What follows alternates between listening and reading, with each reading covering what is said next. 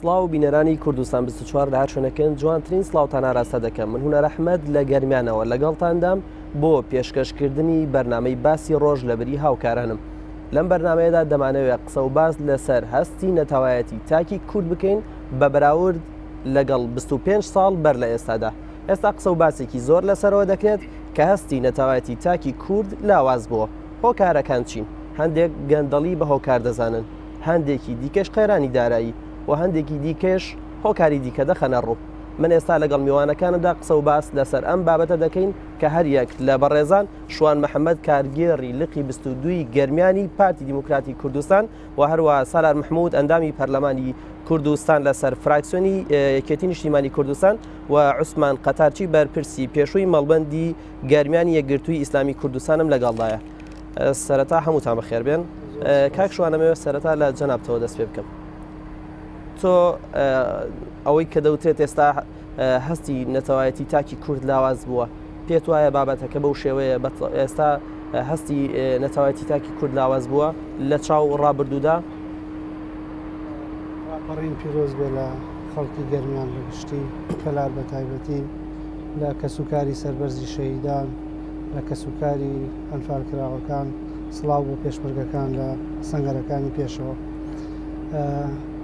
کۆمەڵی فاکتەر هەیە بۆ لاوازبوونی ئینتیمای نەتەوەیی لای تاکی کورد بە بەراورد بە 25 ساڵ پێش ئێستا. پێشەوەی بچینە سەر فاکتەرەکان، تۆ بڕات وایە ئێستا هەستی نەتەوایەتی تاکی کوردی لاوازتر بووە لە چاو ڕابردوودا؟ بە دڵنیاییەوە لاواز بووە. وەکوتم کۆمەڵی فاکتەر هەیە. ئەگەر لەسەر پرسیارەکەی تۆ قسە لەسەر 25 ساڵ پێش ئێستا بێ، لە 25 ساڵ پێش ئێستا پێش ڕاپەڕین تێکڕای خەڵکی کوردستان تاکی کورد وەستا بووەوە بەرامبەر تەحەدیە کە ڕژێمێک ئەقڵێتێک بیر و بۆچوونێک حکمێکە حکمی فاشی شۆڤێنی بەعس بوو دەسەڵاتی بەسەر کوردستانە گرتبوو، هەوڵی سەڕینەوەی تۆی ئەدا لە ئەساسەوە. یعنی تۆ لە بەردەم تەحەدی لە ناوچوو نابووی، هێزێک کە ڕۆچووە چۆنەڵێی لەسەر مۆخ و خوێن و ئێسقانی تۆ ئەویست وەکوتم تۆ بسڕێتەوە بۆی عادەتەن ئەم تۆ بۆ خوێندنەوە بۆ بەرامبەرەکە و ڕۆحی تەحەدی دروسە بێ. ئەو کاتە ئینتیمای لە ڕابردوودا زۆر مەترسیەکان زیاتر بوونە بۆیە هەستی تاکی کورد هەستی نەتەوایەتی کورد زیاتر بووە. ئەو کات بەڵێ دێمەوە لا تەچمەلای کاکسالا قسەم لەسەرەوە بکەی هەمان ئەو پرسیارەی کاکشوانت لێ یەکەم تۆ ئێستا لەو بڕایدا هەستی نەتەوایەتی تاکی کورد لاوازتر بووە لە چاو ڕابردوودا؟ بەڵێ سڵاوتان لێبێ بەخێر بێن بۆ گەرمیان و لە گەرمیانەوە سڵاو بۆ سەرجەم خەڵکی کوردستان و بۆ بینەرانی تەلەڤیزیۆنەکەتان. لە ڕاستیدا مێژووی کورد و کوردستان شایدە قۆناغ بە قۆناغ تاکی کورد لە نێوان بیر و هەستا جەدەلێکی فکری هەیە، هەم بیر و هەم هەستی نەتەوەی لە هەڵکشانە بوو. من تەسەورم وایە خەڵکی کوردستان لە ئێستادا بۆ ڕابردوو هەم بیری هەم هەستی باڵاترە و تێگەیشتنی واقعی و نەتەوەیی هەیە بۆ ژیان. هەر ئەوە شەوای کردووە لە دوای 25 ساڵ هێشتا ئەزمونونەکەمان بەرقەرار بێ، دژمنێکی گەورەی وەکو داعش بە پشتیوانی هەندێک وڵاتان پەلامار بدە تەجروبەکە بمێنێتەوە و بە پشتیوانی گەنجەکانی ژن و پیاوەکانی و خەڵکە خۆڕاگرەکەی. سەرباری ئەوەی ئێمە لە 25 ساڵی ڕابردوودا کۆمەڵێک دەستکەوتی گەورە و گرنگ بەدی هاتوون لە کۆمەڵێ بواردا کە ئەم بەرنامەیە دەرفەتی نییە، بەڵام ئاسەواری خراپی حکومڕانیمان بۆ بەجێماوە. ئەو ئاسەوارە حکومڕانیە وای کردووە لە ئێستادا لە ئەوجی نەبوونی ژیان و گوزەرانی خەڵکی کوردستاندا هێشتا ئومێدی بە ئایندە هەیە. ئەمە دەرخەری ئەوەیە خەڵکی کوردستان بیری فکری و ئینتیمای بۆ خاک و خەڵکەکەی ماوە. ڕاستە، بەڵام بەبراورد ڕابردوودا وەکو ئێستا بە بەراورد لەگەڵ 25 ساڵی ڕابردوودا جیاوازیە بینرێت یا خودنا. ئەزانی چۆنە ستەمەکە لە سەردەمی حکمی ڕەفتارفاشی بەغدا و ئەنفالکردنی خەڵکی ئەم مەنتیقێ و تەواوی خەڵکی کوردستان وای کرد ڕاپەڕینێک ڕووبدا بۆ دەرپەڕاندن. بەڵام ئەمڕۆ لە هەرێمی کوردستاندا بیرکردنەوەی جۆر و جیاواز هەیە لە ناو گەنجان، لە ناو نەوەکان، تەنانەت لە ناو هەندێک لە کەوادری حیزبە سیاسیەکان و چین و توێژەکان چۆن بتوانرێ شێوازێکی نوێ لە قۆناغێکی نوێ دەست پێ بکرێ من ناڵم ڕاپەڕین یان شۆڕژ بەڵام وەرچەرخانێک لەوەی کە ئەم سیستەمە حزبیە ئەم شێوازی حکومڕانیە بە ئیسحقاقی ئەو قوربانیانەی کە ئێمە داومانە نەیتوانیوە تا ئێرە زیاتر بڕ بکە لەوەوە لە یادی ڕاپەڕیندا کە ئێمە ئەمڕۆ لە خەڵای شێوانین ئەوە لە خانەخین ئەمڕۆ یادی 59 شەهیدمان کردووەتەوە تەماشای دووزەکەی حەمە ڕەشت بیرەکەوێتەوە سەیری ئێرەکەی برهانی حەمەی مینا و شەید کەمال و سەیری ئێرەکەی کەریم تایشەی و شەید متحەد و سەیری هەرکوێەکەی سەیری ناوشاری کەلارەکەی شەید محەممەد هەژار و دەیان شەهید و کە ناوەکان ناوترێن ناوەکان ناوترێن لەبەر ئەوە بەڵام گەنج تاکی گەنج ئێستا بیر لەو هەموو شتان ناکاتەوە کە ئێستا یادێکرێتەوە بە دڵنیاییەوە گەنجی کورد گەنجی ئەم سەردەمە گەنجێکە کە ئەتوانین لە شەڕەکانی داعشیان نزیکترین تەجروبە بۆ خەباتی نەتەوەیی بۆ قوربانیدان شەڕی داعشە ڕاستە هەندێک دڕدۆنگی دەبینی بەڵام هەندێک مەسەلە هەیە ئەبێت تەنها عەفەوی تەماشای نەکەی ئەو قوربانیدانەی خەڵکی خۆبەخش پێشمەرگە بەبێ موچە بەبێ گوزەران و ژیان ئەو خەڵکەی ئێستاکە هەندێک مەترسی لە منتیقەی سنووری داعش و ئەوانە ماوە کە بەرگری دەکەن مەسەلە نەتەوەیەکەیە مەسەلە نیشتیمانیەکەی من لێرە ئەوە بڵێم جیاوازی ڕاپەڕین لە ئاسی کوردستانە بۆ گەرمیان ئەوەیە لە گەرمیاندا لە 5 بۆ نمونە ڕاپەڕین لە ڕانیە دەست پێکا و لە خڵاتزە لە 9 لێرە کڵپەی ڕاپەڕین دروستە بەڵام ئێرە ئەم منتیقەیە بێتە جەبهەی ڕوبەڕووبوونەوە چونکە تەماس بووە تاوەکو ئێستاکە لەگەڵ بەعەز دواترنەوەکانی دوای بەعەز لەبەر ئەوە ئەگەر قسە لەسەر ئینتیما بێ بەدیدی من ئینتیما ماوە بیری نەتەوەی تا بێ باڵا ئەکا بەڵام ئەوە حزبە سیاسیەکانە نەیانتوانیوە ئەوە حزبە سیاسیەکانە نەگەڕێنەوە سەرەوەی لەم خۆناغەری حزبە سیاسیەکان لەم خۆناغەدا بتوانن مۆتۆربەی ئەو ئیستحقاقانە بکەن بە شێوازێکی مەدەنی و دیموکراسی بەڵێ دەگەڕێمەوە وڵات قسە و باس لەسەرەوە دەکەین تا چەند ناکۆکی ملمانین لایەنە سیاسیەکان کاریگەری بۆ لەسەر لاوازبوونی ئینتیمای کاک عوسمان قسەم لەسەرەوە بۆ بکەی تۆش لەگەڵ ئەو میوانانە هاوڕای لەسەرەوەی کە ئێستا کاک سالارەڵە هێشتا ئەستی نەتەوایەتی تاک بەرزە کاک شوان پێ وایە هێشتا کە هەندێک لە چاو ڕابردوودا بە جۆرێک لە جۆرەکان ئەستی نەتەوایەتی تاک کەم بووەتەوە تۆ کۆمنتی تۆ چییە؟ بەناوی خوای بەخشندەی میهرەبان زۆر سوپاس بۆ بەڕێزتان بە سڵاو لە پێشمەرگە قارەمانەکانمان کە لە بەرەکانی جەنگا و ئەوانەی کە گیانی خۆیان بەخت کرد لە پێناو خاک و وڵاتە من هەستی نەتەوایەتی و ئەوانە زۆر بە لاوازە بینم زۆر لاوازە ئەوە نییە سفر بێت تۆزێک ئەتوانی ینی بێژین لەسەر سفرەوەی بەڕاستی چونکە ئەم وەزعە و ئەم حاڵەتە کە ئەیبینین بە بەرچاو خۆمانەوە حاڵەتێکی زۆر ینی ناخۆشە بۆ تاکی کوردی کە پێشتر هەستی نەتەوایەتی بەرز بوو لە هەشتاکان و لە حەفتاکان و من حتا خەڵکی وا ئەناسم وا حزبایەتی کردو وا کوردایەتی کردەیە ئەنی ئەگەڕنەوە هێلکەی مامری خۆیان بە دزی دایک و باوک و ئەوانەیەوە هێلکەی مامرەکەی خۆیانی بردو فرۆشتوێتی دایەتی ئابوونە ینی تا ئەو حەدە تا ئەو ئاستە ئەوەنە خەمی کوردایەتی و خەمی ئەو کارەی بووە پێشووتر هەموو خەڵکەکان بە هیوا و ئاواتێکەوە ئەژیان لەسەردەمی بەعستی نەتەوایەتی کەم بووەتەوە پێشمەرگەیەک بە 500,000 دینار کە هەندێک جار موچەکەشی دوا دەکەوێت ئامادەی ڕوبەڕووی داعش ببێتەوە ئەمە ئەگەر ئاستی نەتەوایەتی ئەو ئەگەر ئەوەشە بەرز نەبێت چۆن ئەگەر ئەوەشە بەڕێزم ئەگەر ئەوەشە بەڕاستی لێکۆڵینەوەی بۆ بکەی لە ناو ڕیزەکانی پێشمەرگەیشە ئەبینین ئەمڕۆ بەڕاستی ینی بێتاقەتیەک بێزاریەکی زۆر دەرئەبڕێت وەکو ئەبینین حتا لە کەناڵەکانی ڕاگەیاندنەوە ئەبینین پێشمەرگە دەرئەچێت لە تەلەڤیزیۆن کەوا هیچ خانەوادەکەی پارەی نییە خانەوادەکەی بێ جێگەیە بێ شوێنە بێمەوایە ئەگەر بگەڕێنەوە بۆ ئەو مەقتەعە بە یارمەتی بەڕێستان پێشووتر هەموو بە هیوا و ئاواتێکەوە ئەژیان پێشمەرگە خەڵکەکان کە ئێمە لە ژێر دەسەڵاتی زەبر و زەنگی ئاگر و ئاسنی ڕژێمی دیکتاتۆری بەعسا بووین هەمومان بۆ ئاواتەوە کەوا لەم دیکتاتۆر و لەم ڕژێمە ڕزگارمان بێ بە هیوای ئەوەی کەوا کورد و کورد ببینە خاوەن دەسەڵاتی کوردی خۆمان و کورد بێت حکومان بکە و دەسەڵاتی خۆماڵی خۆمان بێ ئەو ئاواتە ناتە دی کە ئەو ئاواتە بەشێکی زۆر کەمی هاتە دی تەنها هەر ئەوە نییە ئێمە دەسەڵات بگرینە دەست لە وەکو ئەوترێ لە سەرکەوتن گرنگتر ئەوەیە پاراستنی ئەو سەرکەوتنە ئەبواە ئەمە ڕوبع سەدەیەکە بەسەر ڕاپەڕینا تێ ئەپەڕێت ئەم ڕۆژانە کە یادی 25 ساڵەی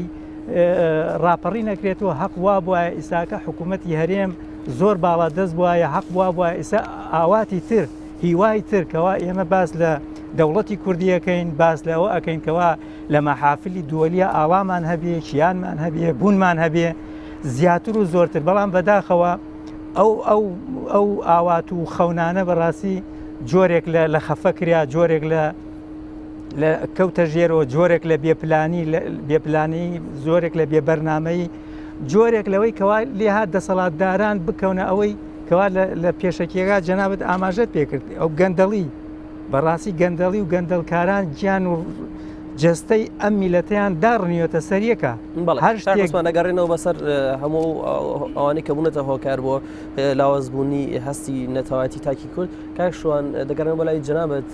پرۆفسۆر ریچارد گەیلان مامۆستا لە زانکۆی ئەکسفۆردی بریتانی ئەو ئەڵێت ئەوەی کە بووەتە هۆکاری ئەوەی فەڵەستینیەکان نەبنە خاوەنی دەوڵەتی خۆیان بەدەر لەوەی کە زلهێزێکی وەکو ئیسرائیل ڕێگرە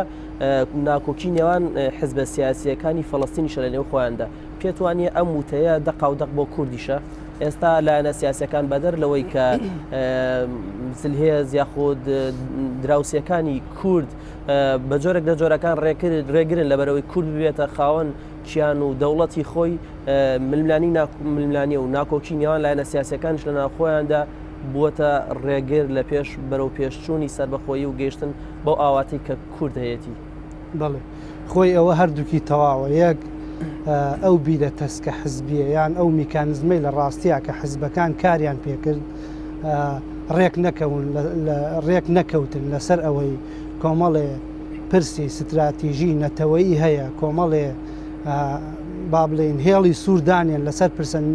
استراتیژیە نەتەوەییە نیشتیمانیەکان نەیبەزێنن تەجاوزی نەکەن ئەمە هۆکارێکە هۆکارێک فاکتەرێکی تریشەرۆک و تۆ ئاماژەت بۆ کرد یعنی ئەو هەموو قەیران و کێشە و مشکیلانەی کە بەڕاستی بۆ ئەم هەرێمە دروستەکرێ ئیسترا دەکرێ بۆ ئێرە دیسان ئەمەش فاکتەرێکی ترە من ینی دایمە ئەیڵێم یەک لە مشکیلەکان ئەوەیە بەڕاستی حەزبێک لە ئەنجامی کێشانەی خۆیەکانی لایەنە سیاسیەکان زۆر گەورەتە لەو کێشانەی کە دروست دەکرێت بۆ کورد نا من تەسەوڕ ناکەم زۆر خەلەل هەیە لە ئەو میکانزمە حزبیەی کە ئیشی پێکرێ مەسەلەن تۆ ڕیفراندۆم پرسێکە سەرۆکی هەرێم ئەو پەڕی هەولی خۆی خستووەتە کار بۆ ئەوەی ڕیفراندۆم بکرێ کۆمەڵی حەزب تەیدێکن بەڵام لە بەرامبەر ئەمە هەستەکەی میدیایەک حەزب گەلێک خەڵکێک فێرەکرێ ئاراستە ئەکرێ یان ئەخرێتە دەمیان کە دژی ڕیفراندۆم بن باشە لە نێوان ئەنجام نەدانی ڕیفراندۆم لەگەڵ ئەنجامدانی ڕیفراندۆم لەم وەسەتا یعنی تۆ ئەگەر بتەوێ فعلەن ینی مۆزوعی تر دروستکەی کێشەی دارایی ئەو هەموو قەیرانەی بەڕاستی وەکوتم بە فاکتەری دەرەکی بە فاکتەری خراپی وەزعی ناوخۆ بۆ هەرێم دروست بووە هەموو ئەمانە بەرامبەر پرسێکە پرسێکی استراتیژیە پرسی ڕیفراندۆمە پرسی کارکردن بۆ دەوڵەتی سربەخۆی کوردستانە بێ کۆمەڵێ مۆزوعی تر دروستکەی بۆ ئەوەی فعلەن ئامانجەکە ئەمە بێ ئەم پرسانە تەجیلکەی دوای بخەی ئەمە ئەو میکانزمە خراپەیەکە ئیشی پێک باڵی کاک سارا قسەم لەسەرەوە کە ئێستا ئەوکو کاکسوانەڵێ هەستی نەتەواتی تاکی کورد هەندێک لە سەرۆی سفرەوەیە تۆ قسە چیە لەسەر ئەو بابەتە و دواتر پێتوانیە بابەتی ئەوەی کە ئێستا هەندێ دەستگای ڕاگەاندن قسە کار زۆر لەسەرەوەکەن کە باس لەسەرەوە بکرێ هەستی تاکی نەتەواتی کورد زۆر دابەزیوە ئێستا مەسەنە زۆر کار لەسەرەوە کرێ گەنجان کۆچ بکەن بەرەو دەرەوە پێتوانێ ئەوە یەکێکە لە کاریگەرە سلبیەکان بۆ سەر داهاتووی ئەم وڵاتە خۆی ئەگەر ئێمە تۆزێک لە ژوورە تەسکەکەی حزبایەتی بینێ دەرەوە بچێنە ناو زانکۆ و پەیمانگاکان ناوەندە ڕۆشنبیریەکان هەندێ کافێ و کتێبخانەکان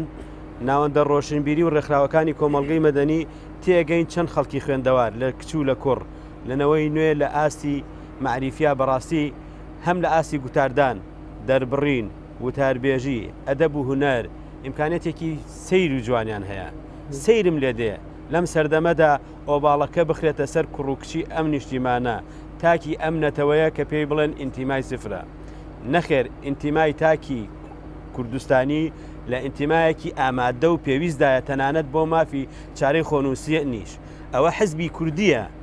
ئەو ئینتیمایانە بەرەبەرە لاوازەکە ئەوە حزبی کوردیە ناتوانێت ئەو توانایانە کۆکاتەوە حزبی کوردی چ قازانجێکەکە لە لاوازبوونی هەستی نەتەوایەتی تاکی کورد پێم وایە زەرەر دەکاوەکو ئێستا زەرەری کردووە ئەوانەی خاوەنی ڕاپەڕین بووین هێنامان بەرەی کوردستانی کوردیەکان بیریان لەوە نەکردووەتەوە کە کارکردن لەسەر بۆ ڕێچکەیە لەسەر لاوازکردنی هەستی نەتەوایەتی تاکی کورد کاریگەری خراپیە بێت کاتێک دوای 40 ساڵ لە خەباتی شاخ و 25 ساڵ لە خەباتی شار ئامادەنی دەستبەرداری پۆست و کورسی ببی لە ڕێگەی سندوقەکانی هەڵبژاردن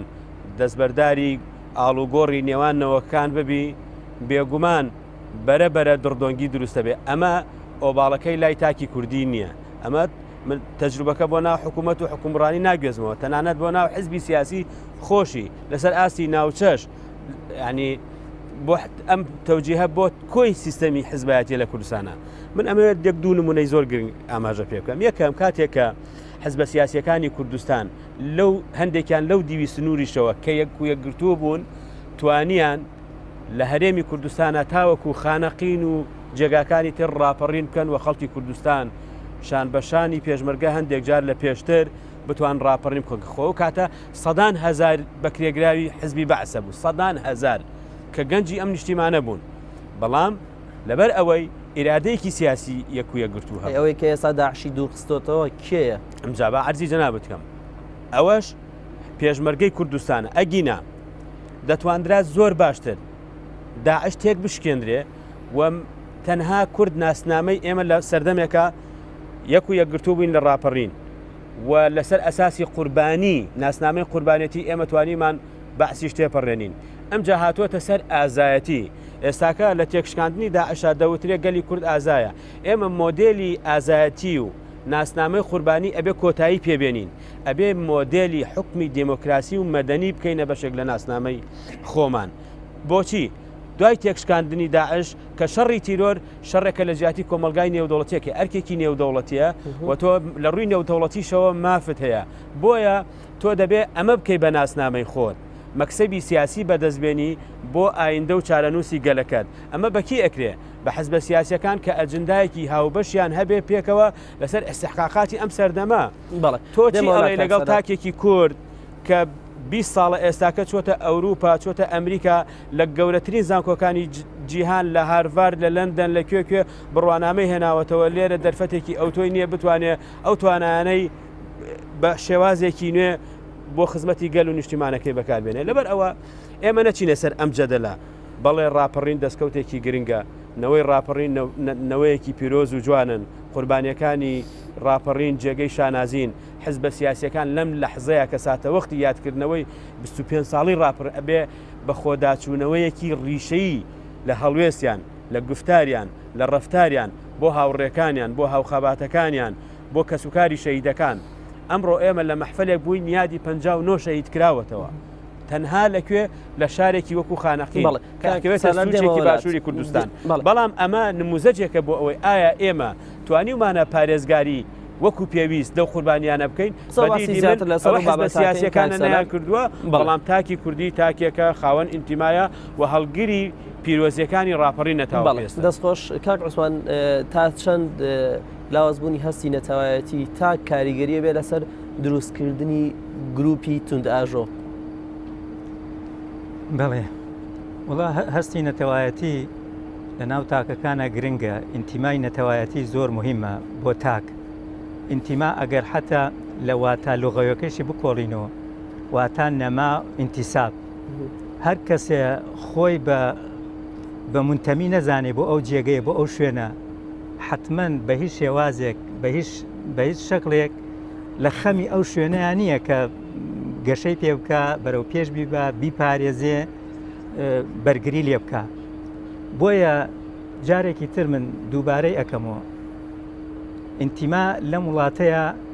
کێ دروستی ئەکا ئینتیما حزبی سیاسی دروستێکە ئەفکارە سیاسیەکان دروستێکن ئەوانەی خۆیان بە قودوە و پێشەنگ ئەزانن هیچ قسەمان لەسەر تاکەکان نییە تاکی کوردی بەڕاستی هەتاوەکو ئەم ساتەوەختە تاکێکی پاک و تاکێکی باشە ئەگەر بەراوردی بکەین لێ خەڵکانی ترا حتا لێ نزیکترین دراوسێ ئێمە کە هەر ئەمەی عێراقی خۆمان لەگەڵ تورکیا لەگەڵ ئێرانە تاکێکی پاک و بێگەر تاکێکی نەزیه تاکێکی بەوەفا ئەو هەموو ئاوارە هات بۆ ئەم هەرێمی کوردستانە تاکە کوردیەکان بوو داڵدەی ئەو ئاوارانیاندا وەڵامی پرسیارەکەم دەست نەکەوت قسم لەسەرەوە تا چەند لاوازبوونی هەستی نەتەوایەتی تاکی کورد کاریگەری بێ لەسەر دروستبوونی گروپی تونداژۆ بۆ نمونە ئێستا چەندین کەسە بینین کورد پەیوەندیان بە گروپی چەکداری داعشەوە کردووە ئەنی هۆکارەکەی چییە؟ ئایا ئەمە لاوازبوونی هەستی نەتەوایەتی تاکی کوردیە؟ ئەوەش بەشێکە لەوە بەڵام ئەگەر مقارنەیکەن بە پەیوەندیکردنی تاکی کوردی بە گروپی داعشۆ لێن خەڵکانی درا زۆر کەمە یعنی لە هەرێمێکی ئاوا یعنی لە هەرێمێکی ئاوا 4-5 میلیۆنی 4-5 میلیۆنی ئەگەر بینی کەی بیژمێرین عەدەدەکە 70-80 کەسێک هیچ نییە یعنی بۆ 4-5 میلیۆن خەڵک لە حاڵەتێکە ئاوە ئەم هەموو تەوژم و گوژمە تون و تیژەی لە ناوچەکە هەیە و ئەم دەسەڵاتانی لای خۆشمانەکەوە مافەکانی تاکەکان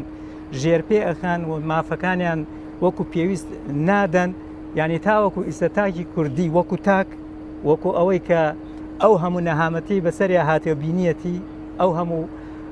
خراپەکاری کە دژی کریا دژ بە خۆی دژ بە خاکەکەی دژ بە نیشتیمانەکەی دژ بە زمانەکەی دژ بە کولتورەکەی ئەنجام دریا ئەوانە ئەخوێنێتەوە ئەوانەی ڕابردوو لە مێژوو سوودی لێ بینیە زۆر بە دەور ئەو حاڵەتانە ناڕوە ئەزانێت هەر شتێک دروست بێ خۆی زەرمەندی یەکەمە لەو مۆزوعەیە بەڵێ کاکشوان دێمە لای جەناب قسەم لەسەرەوە کە ئێستا بەدەرلەوە بە تایبەتی لە عێراق کار لەسەر دابەشبوونی ناوچەکانەکرێ بە لەسەر ئاستی مەزهبی بەدەر لە ئەسەر ئاستی نەتەوایەتی و ئێستا لە هەرێمی کوردستانیشدا تا ڕادەیەک لایەنە سیاسەکان دابەش بوون بەسەر چەند بەرەیەکدا بەرەی نێودەوڵەتی تا ڕادێکەوەی کە ئەبیێنرێت لە دەستگاکانی ڕاگەیاندنەوە قسە و باسی زۆر لەسەرەکرێت دابەشبوونی لایەنە سیاسیەکان بەسەر چەند بەرەیەکدا و ئەوەی کە هەیە ئێستا زیاتر بەرەی سونی و شیعی ئەبیێنرێت تا چەند ئەمە شەکێکە لەو هۆکارانەی کەوای کردووە هەستی نەتەوایەتی تاکی کورد کەمتر ببێتەوە وەڵام من تەسەور ناکەم ئەوە بە شێوەیەکی ئام و سیراعی لە نێوان شیعە و سونا هەیە تەسیری لەسەر کاڵبوونەوەی ئینتیمای نەتەوەیی کرد کاریگەری نەکردو لەسەر هەرێمی کوردستان ئەو ململانەیە ئەکیید کاریگەری کردووە لەسەر هەرێمی کوردستان بەڵام لە هەموو حاڵەتەکان لەسەر لایەنە سیاسیەکان لەسەر لایەنە سیاسیەکانیش بە شێوەیە لە شێوەکان کاریگەری هەیە بەڵام ئەمە قەناعەتی شەخصی منە ئێمە مەنتەق پێمانەڵێ وەکو گەلی کورد دەسەڵاتی 80 ساڵی حکومڕانی سونەمان لە عێراقا تاقی کردەوە ئەنفالی بۆ دروست کردین 4500 گوندی ڕووخانین هەڵەبجەی بۆ کیمیا باران کردین چی نەما سونە و بەعس بە ئێمەی نەکەن 13 ساڵیشە لەگەڵ دەسەڵاتی شیعی تەعامولەکەین ئەوانیش بە شێوازێ لە شێوازەکان هەموو کارتەکانی خۆیان بەکار هێناوە بۆ احتیواکردنی ئێمە بۆ سازشکردنی ئێمە بۆ ئەوەی بەڕاستی ئیسرارمان نەبێت لەسەر ئامانجە نەتەوایەتیەکانمان بۆیە ئێمە بەڕاستی قەناعەتم وایە قەناعەتی شەخصی خۆمە ئەکرێ ئیتر بیر لەوە بکەینەوە خۆمان چۆن سەربەخۆ بین خۆمان چۆن بژین ناکری هەر ڕەب بین بە بەغایەکەوە کە نە لە دوور نە لە نزیک ئێمە خێری حیزبە نەکاری تاک بەڵێ ئەوە کاری حیزبە نەکاری تاک کاری قیادی ینی سەرکردایەتی سیاسی کووردە کە گوتار بە شێوەیە ئاراستە بکە قەناعەت و کۆدەنگی لای تێکڕای حیزبە کوردستانیەکان دروست بکە چی بکەین بۆ ئەوەی لە ئایندا هەوڵەکانمان چڕکەینەوە واز لە کۆمەڵێ مەسلحەتی حیزبی بێنین بیر لە ئامانجە گەورەکان بکەینەوە ئامانجە نەتەوەیەتەکان بکەینەوە بۆ ئەوەی فعلەن ئەو هەموو خوێن و قوربانەی کە داومانە بیکەینە ماکی دروستبوونی دەوڵەتی سربەخۆی کوردستان یەک حاڵەتەیە کاکسەراری شەر ئاماژەی پێکرد زۆر جار باسەکرێ لەسەر مەسلەی یەک لەو فاکتەرانەی دەبێتە هۆی کاڵبوونەوەی ئینتیما لای تاکی کورد مەسلەی ینی دەسا و دەستکردنی دەسەڵات و جێهێشتنی کورسی کاکسالار دەزانێت ئێمە جارێت تا ئەگەر قسە لەسەر سەرۆکی هەرێمە ئێمە تا 2005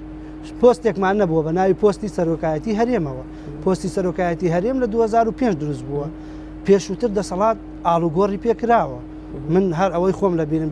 فواد مەعسوومم بینیوە سەرۆکی حکوومەت کاک کۆسرەتم بینیوە دکتۆر ڕۆژم یعنی لە بیرمە کاک نێچیروانم لە بیرە کاک دکتۆر بەرهەمم لە بیرە سەرۆکی پەرلەمان بە هەمان شێوە گۆڕاوە ئەمە ڕقمی ئەو شەڕە گەورە ناوخۆی کە دروست بووە گەورەترین کارەساتی بۆ ئێمە دروستکە ئەگەر ڕخسەتم دەی سەرۆکی هەرێم کاک سالار لە حقیقەتە لە 2005 بۆ 2010 ئیجازە لەسەر پێشوتیژە کەمتر قسەم کرد سەرۆکی هەرێم لە 2005 تا 2010 ئەمە تا 2014 بە انتخابات هاتووە جارێک لە ناو خەڵکەوە جارێک لە ناو پەرلەمانەوە تا 2013 لە 2013 پەرلەمانی کوردستان بە شێوەیەکی یاسایی بۆی درێژ کردووەتەوە ئەوەی ماوە لەم ململانەی ئاخیرا کە دروست بووە سەرۆکی هەرێم 4 جار داوای کردووە میکانزمی بەدیل بۆ ئەو بدۆزنەوە هەڵبژاردنە بکرێ کۆمیسیۆنی ڕاپرسی و ئەوەی هەڵبژاردنمان زۆر باشە کاک شوان دێمەوە لای کاک سەلار تاو بۆچوونەکەت گەیشت کاک سەر قسە لەسەرەوە بۆ گەیشتە من ئەکیت گەشتۆتە بینەرانیش کاک سەلار قسە لەسەر قەیرانی دارایی بۆ بکە ئەو قەیرانە دارایی کە ئێستا بەشێکی زۆر لە وڵاتانی گرتووەتەوە هەرێمی کوردستانیش لێی بەدەر نییە تا چۆنەمە کاریگەریە بووە لەسەر لاوازبوونی هەستی نەتاوەتی تاکی کورد بەڵێ خۆی دەسەڵاتی گشتی و حکومڕانی بە هەردوو دیوا کاریگەری لەسەر بیری نەتەوەی هاونیشتیمانیان هەیە ئێمە قسەمان لەسەر هەڵس و کەوتی سیاسی و کارگێڕی دەسەڵاتی سیاسی لە کوردستانە لە 25 ساڵی ڕابردوودا نەیتوانیوە ئەو هەموو توانە مادی و معنەوی هەیە بۆ ئاستێک تەرخانی کە تەنها بۆ حزبەکان ینی بۆ ئەگەر تەنها لە ناو حزبەکانە تەرخان بکە ئێستاکە ئێمە هەنگاوێکی لە پێشتر بووین لە ئیستحقاقی نەتەوەی و نیشتیمانیدا بۆ چونکە ئێمە دەرفەتێکی گەورە و گرنگ دوای ئەوەی کە ناسنامەی قوربانێتیمان وەرگرت لە ڕاستیدا بە جینۆساید بە ئەنفال بە کیمیاباران ماگەکانی داهاتوو و ڕۆژانی داهاتوو یادی قوربانیە دەگمەنەکانی مێژووی هاوچەرخە کە کورد تایە نمونەیە و لە قۆناغەکانی تریشا گەلی ئێمە بە پشتیوانی کۆمەلگای نێودەوڵەتی دەرکەوت گەلێکی ئازایەوە ئینتیمای بۆ خاکی خۆی هەیە و دەتوانێت ڕوبەڕووی تیرۆریش بێتەوە بەڵام ئایا تا چەند توانیمانە ئەمانە مۆتۆر بکەین بۆ دەستکەوتی سیاسی و نیشتیمانی و نەتەوەیی هاو نیشتیمانی کورد پشتیوانی بزوتنەوەی ڕزگاری خوازی گەلەکەی خۆی بۆ لە مێژوودا کاکە قسە لەسەر ڕاپەڕینی 25 ساڵ نەکەین 80 ساڵ 90 ساڵ پێش ئێستا لەم کفرە شۆڕش و ڕاپەڕین بووە لە هەموو دەڤەرەکانی کوردستان لەو هۆرێن و بناری بەمۆیە ڕاپەڕینی جوتیاران هەبووە 60 ساڵ پێش ئێستانی ئێمە ڕاستە قسە لەسەر ڕاپەڕینێکەکەین دوای 25 ساڵ حکومڕانی بۆ باشووری کوردستان بەدەستێناوە تۆ تەماشای ئەو جۆرە لە خەباتە بکە لە ڕۆژاوای کوردستان سەیری ئەو خەباتە مەدەنی و دیموکراسی بکە لە باکووری کوردستان هەیە هەموو ئەمانە دەرخەری هەبوونی بیری تەنها بیری نەتەوەی لای تاکە ئەم نەتەوەی هێشتوێتەوە ئەگینا دوژمنەکانمان بە هەموو شێوازەکانی لە ناوبردن هەوڵی لە ناوبردنیان داوین لەبەر ئەوە لە ئێستادا ئێمە ئەبێت چی بکەین قسەکە لەسەر ئەوەیە ئەوە بێتە دوای چی بکرێت بەڵام تا قەیرانی داری قەیرانی ڕاستەخۆی کوردستانی نیگەران کردووە ناڕەحەت کردووە و هەندێک لە هەندێک مەسەلەیە ئەشێ بێباکی کردی بێ بەڵام هیچ بە تۆسقاڵێک کاریگەری لەسەر بیری نەتەوەی خۆشەویستی نیشتیمان و خاک نەکردووە خۆشەویستی نیشتیمان و خاک لە ناوچاوی سەرکردەیەک و لە ناوچاوی حزبێک و لە ناوچاوی خۆناغێکی سیاسی ڕوتێکی سیاسیەوە نابینرێ خەڵکی گەرمیان لە چاوی ئەنفالەکانیەوەی بینێ لە چاوی قوربانیەکانیەوەی بینێ لەسەر ئاز و ئەرز و ئاو خاک و کەرامەتی خۆی و ئەیبینێ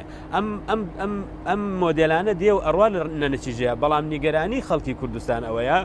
کە تۆ زەمینەکە ڕەخساوە ساحەکە چۆڵە نارەکانت خەریکی دەردەسەری خۆیانن فەرم و تۆ وەرە بە یەکێتی و یەکریزی چۆن بەرەی کوردستانی دروست کرد توانیت لە ئەوجی دەسەڵاتی دیکتاتۆریەتە بتانی ئازادی بەدەستبێنی فەرم و لەم قۆناغە خەڵکی کوردستان چاوەڕێی قۆناغێکی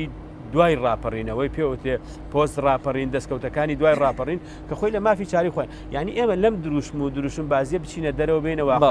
ئەو بەرپرسیارەتە نەخرێتە ساحەی خەڵکی کوردستانەوە خەڵکی کوردستان سیاسەکان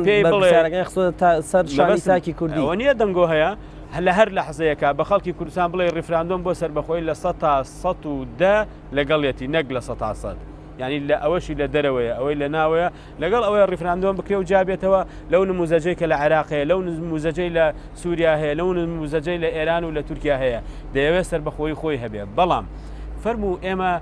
بەم کەرەستەیەوە لە ململانەیەکی سیاسیە دامەزراوەی پەرلەمان دائەخرێ بەشێک لە وەزارەتەکان ئەندرێتە ماڵەوە دڕدۆنگی دروستی لە نێوان بلۆکی ئەملا و بلۆکی ئەولا زۆنی سەوز و زۆنی زرد دروستە بێ یان زۆنی چی و چی و ئەوانە دروستە بێتەوە هەموو ئەمانە دەرخەری ئەوان حزبە سیاسیەکان پێویستیان بەڕاچەنینێکەیە بە خۆداچوونەوەیەکی جەزری هەیە و بەڕەحم هاتنەوە هەیە بە مێژوەکەماوە کاک عوسمان کاتی کەمان پێدا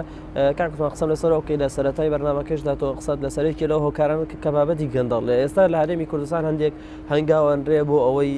یاخود پرۆژە ڕاگەنراوە بۆ بابەتی چاکسازی ئەو هەندێک حزب لە نێخۆ خۆیانەوە ئەو چاکسازیانە دەست پێ بکەن تا چۆنەوە کاریگەریە بێت لەسەر بەرزکردنەوەی ئاستی هەستی نەتەوایەتی تاکی کوردی. بەڕاستی وەکو ئاماژەمان پێکرد گەندەڵی یەکێکە لەو بابەت و فاکتەرانەی کەوا ئەم جەستەی ئەم میلەتەی تێکداوە و بۆتە هۆکارێکی سەرەکی لە ناو کۆمەلگەیەوە بێزاری لە ناو خەڵکا دروست کردووە. ئەو جۆرە ڕێکلامانە کە ئەکرێت باس لە گەندەڵی ئەکرێ و قەلاچۆکردنی گەندەڵی و دروستکردنی لیجان و چی بەڕاستی لەو بەزم و بالوێرە پێشووتر گوێمان لێ بووە بیستومانە ئەوە من هیچ قەناعەتم بەو حاڵەتانە نییە و هیچ ئەنجامێکشی ئیجابیشی نابێ یعنی بەڕاستی خەڵکی لەم لیژنەکاری و کارینانە زۆر نیگەرانن و هەتاوەکو ئیسا ئەو لیژنانە ئەو حاڵەتانە کە دروست بوو هەتاوەکو ئێستاکانیش لێەوە ئەم لیژنەیەش کە ئێستا باسی لێوە ئەکرێ ئەنجامێکی ئیجابی نەبەخشێتە خەڵکەوە دڵی خەڵکی خۆش بکە تازە بە تازە دەرئەکەوێ ئەو ملیاراتە دۆلارانە لەیلاولەولا ئەبیسرێ گوێبیستی ئەبین کە ئەوەنە ملیار دۆلار یعنی بە ملیارات دۆلار لەیلاولەلا شاراونەتەوە و لە ژێر زەمینەکانە کوردەواری و تێ ئەڵێت زەرەر لە نیوەش هەر باشە تا چەند پێت وایە ئێستا لایەنە سیاسیەکان هەمویان پێویستە لە ناوخۆی خۆیانەوە چاکسازی دەست پێ بکەن هەمومان پێویستمان بە چاکسازیە هەمووی پێویستە بە خۆیان بچێتەوە لەگەڵ ئەوە ئەو حزبە سیاسیانە کە باس لەوەکەن ئەوەنە ساڵە قوربانیان داوە ئەوەنە شەهید ئەوەنە ماڵکاولی ئەوەنە وێرانکاری ئەنفال کیمیاباران بەدبەختی هەموو نەکبەتی و دەردەسەرێک بەسەر ئەم گەل وڵاتە میلەتە هاتیە بەڕاستی حەقی خۆیەتی لە ئاسی بەرپرسیارەتی ئەو حزبە سیاسیانە کە خۆیان بە خاوەنی ئەم وڵاتە ئەزان و کە قوربانیاندا ئەوان لە پێشنگ بن لەو حاڵەتەیە بەڵام ئەبینین بەداخەوە ئەو حزبە سیاسیانە بەرپرسەکانیان کەسەکانیان خەڵکەکانیان خۆیان خاوەنی ئەو گەندەڵی و ئەو گەندەڵکاریان خۆیان خاوەن ئەو ڤیلا و خاوەن ئەو ئاپارتمان و خاوەن ئەو جەزیرە و شتن لە دەرەوەی وڵات و لە ناوەی وڵات ئەمە ئەبێتە مایە ئەوەی کەەوە جۆرێک لە بێئومێدی لە بێهیوایی دروستکە بۆ تاکی کوردی تاکی کوردی هیچ یعنی هیچ دەسەڵاتێکی نییە تاکی کوردی بەسە زمان چی بکات ئەوەتانە 6 مانگە 7 مانگە خەڵکی وهەیە مەعاشی وەرنەگرێت و بێ مەعاش ماڵ و مناڵ ئەوە چی گوناهێکی چی تاوانێکی هەیە لە بەرامبەرشە کە ئەبینی سەرەکەی خەڵکانێک بە ناوی بەرپرسیارەتی و بە ناوی کوردایەتی و بە ناوی ئەوەی کەەوە خەڵکی ئەم وڵاتەیە و کوردستان بەرەوەکان خۆش زۆر بە کورتی ئەگەر بکرێت هەرێکەتان پرسیارێکتان دەکەم چی بکرێت بۆ بەرزکردنەوەی هەستی نەتاوەتی تاکی کورد بەڵام زۆر بە کورتی وەڵام بیتەوە هەمومان دەزانین ئێستا پەرلەمان لە کار کەوتووە من پێم وایە کێشەی بەکارخستنەوەی پەرلەمان و سەرۆکایەتی هەرم دوو بابەتە ئەبێ حەزبەکان لەسەری ڕێ چی بکرێت زۆر بە کورتی کەمتر لە دقەیەکماوە چی بکرێت بۆ بەرزکردنەوەی هەستی نەتاوەتی تاکی کوردی دەبێ هەموو حەزبەکان واز لە هەندێ مەسلحەتی حزبی بێنن هەمویان مەسلحەتی نەتەوەی لە بەرچاو بگرن تێکڕا لەسەر پرسە نەتەوەیەکان پرسە ستراتیژیەکان ڕێ بکەون بەڵێ دەست خۆش سالار تۆ قسەت لەسەر و بابەتش بەسرێ بە یاسا بۆ چارەسەرکردنی کێشە سیاسیەکان ڕیفۆرم لە بواری پەروەردەییدا بکرێ ڕێکخراوەکانی کۆمەڵگەی مەدەنی فشاری مەدەنی خۆیان بکەن و کەناڵەکانی ئالام کەناڵی ئازا و ئازاد بن و هەوڵ بدرێ گیانی نیشتیمانی و نەتەوەی لە ناو حزبە سیاسیەکانە زیندوو بکرێتەوە و ئەم یادی ڕاپەڕینە بکەینە هەوێنی یەکڕیزی و بە خۆداچوونەوە ئەگینا خەڵکی کوردستان ئەم بارودۆخە بەم دۆخەوە قبول ناکە. کاک عوسمان دو پرسیار لە جەنابتیش چ بکرێت ئێستا بۆ بەرزکردنەوەی هەستی تاکی کوردی؟ شەفافیت زۆر گرنگە بۆ ئەوەی تاکی کوردی مطمئن بێ ئەبێ ئەو بەرپرسانە کەوا باس لەوە ئەکرێکەوە ئەو هەموو مولیارە دۆلاریان لەو خەڵکە دزیە و بردیانە بۆ خۆیان کردوتە خاوەنی ئەبێ بەڕاشکاوانە بێنە سەر شاشەکان بێنە سەر کەناڵەکانی تەلەڤیزیۆن ڕاگەیاندنەکان دەرچن و ئەستۆپاکی خۆیان ڕابگەینەوە ئەو پارانە بگەڕێنەوە بۆ میلەت ئەوە پارەی میلەتە بۆیە شەفافیت زۆر گرنگە پێش هەموو ریفۆرمێک پێش هەموو چاکسازیەک پێش ئەبێ هەموو شتەکان شەفاف زۆر بۆ میوانەکانە بەڕێز شان محەممەد کارگێڕی لقی 22 گەرمانی پارتی دیموکراتی کوردستان و هەروە بەڕێز سالار محمود ئەندامی پەرلەمانی کوردستان لەسەر فراکسیۆن یەکێتی نیشتیمانی کوردستان و هەروە کاک عوسمان قەتارچی بەرپرسی پێشووی مەڵبەندی گەرمیانی یەکگرتووی ئیسلامی کوردستان سپاستانەکەم. سپاس بۆ ئێوەی بینەرش کە تا ئێستا لەگەڵمان بوون. هەر شاد بن.